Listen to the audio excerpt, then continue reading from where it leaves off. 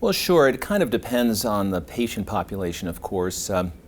It's been well known for a long time that patients who have chronic kidney disease are chronically at risk of hyperkalemia. But there are other patients too, patients with heart failure in particular, patients with heart failure who have renal failure or who have diabetes. Those patients are at risk. And then a lot of the medicines we use today, the RAS inhibitors, ACE inhibitors, ARBs, mineralocorticoid receptors raise the potassium. So it is an issue, and I think a lot of clinicians struggle with it.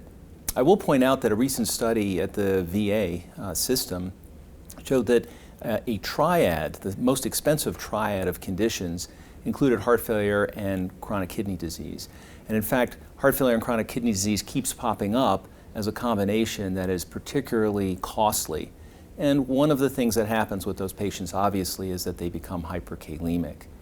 If you look overall in emergency room admissions, let's say nationally, it's something on the order of 70,000 admissions a year or visits to the emergency department a year. That number is probably a lot lower than it really is. It's not common that someone will necessarily code hyperkalemia as the main reason for a patient presenting to the emergency department. So in conclusion, we know it's a significant problem clinically. We know that there's a lot of resource utilization involved. The order of magnitude, a little bit unclear. So I think I mentioned some already, just the presence of chronic kidney disease, diabetes, and heart failure, the medications themselves.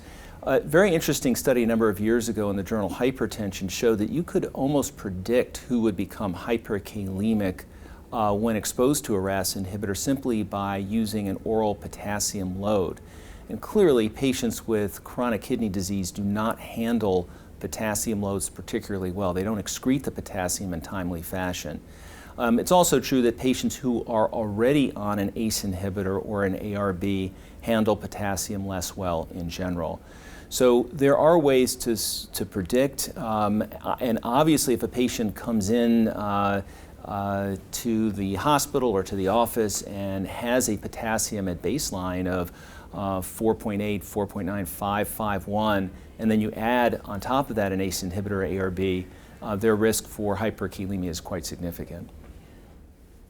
I think it impacts patients more than we realize. I think cardiologists in general are focused on preventing hypokalemia. We often don't think about the other end of the equation, which is hyperkalemia, but it's a very, very prevalent problem. Just think about the number of times as a clinician you may find yourself not increasing the dose of an ACE inhibitor when you really want to, or not increasing the dose of an angiotensin receptor blocker, or making a decision not to start spironolactone or a eplerenone because of the potassium. So it is an issue clinically, and if you follow the general recommendation for guidelines for those agents, you'll see that the dose does matter, and being on those agents really does affect the outcome of patients who have LV dysfunction or heart failure. And yet clinicians, I think, find their hands tied because they will get a call that someone's potassium is 5 or 5.5 after initiation of these agents. And so there's a ratcheting down of the dose and sometimes a discontinuation.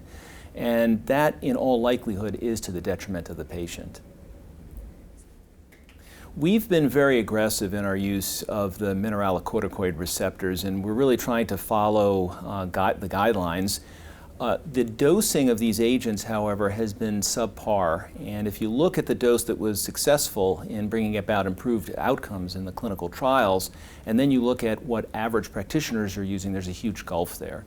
There are some new drugs, one FDA approved, one potentially on the horizon, that may very well change the way we practice because they're designed to control potassium in a way that's much different than conventional agents. There really is no good chronic long-term solution to hyperkalemia, but that may be changing. I think the landscape is very interesting. I think the use of the appropriate dosing of ACE inhibitors and MRAs may soon be possible in the vast majority of patients.